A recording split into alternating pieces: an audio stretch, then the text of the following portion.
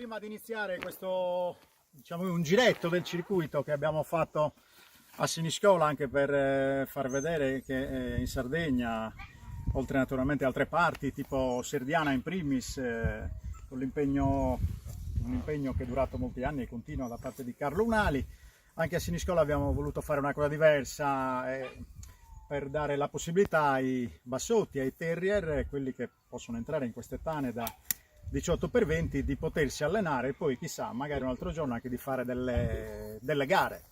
E quindi abbiamo creato questo piccolo circuito che sta, almeno per quanto riguarda i miei ragionamenti, sta all'interno dei metri che sono scritti nei regolamenti, che vanno rispettati.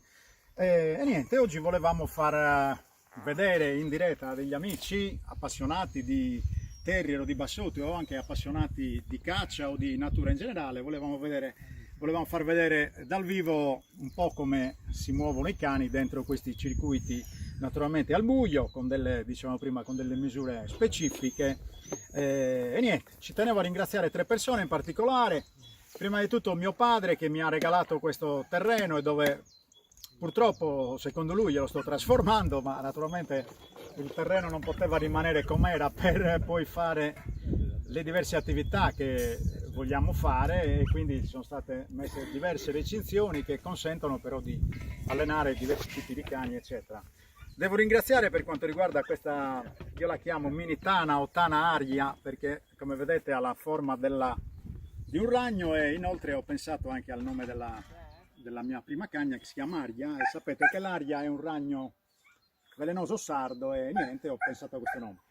Secondariamente, per quanto riguarda questa piccola tana, volevo ringraziare Gianni Manai qui presente, che si è occupato in particolare di fare queste griglie, un po' i passaggi per le griglie, quindi le corsie per le griglie, le cerniere, eccetera eccetera, e mi ha dato una grande mano, ha fatto un ottimo lavoro, essendo un perfezionista a riguardo.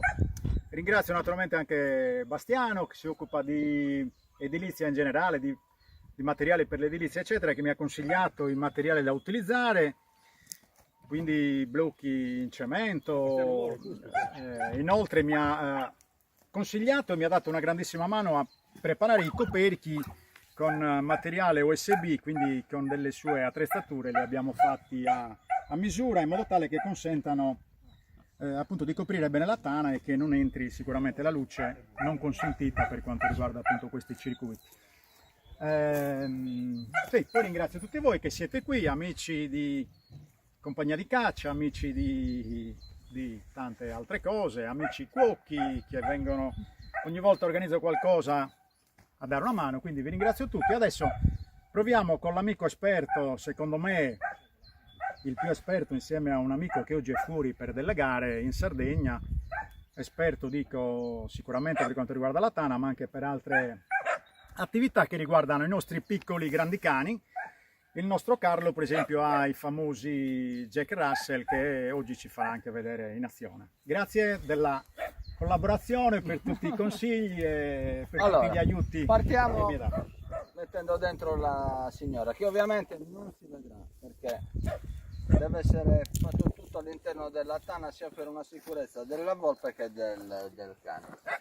Okay. Apro?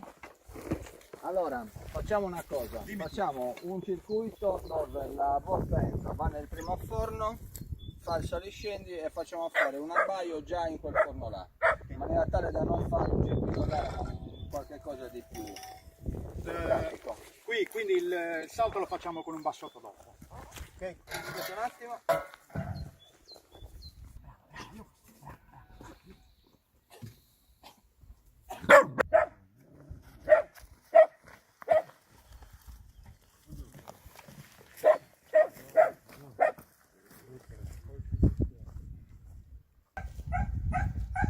Gliela prendo.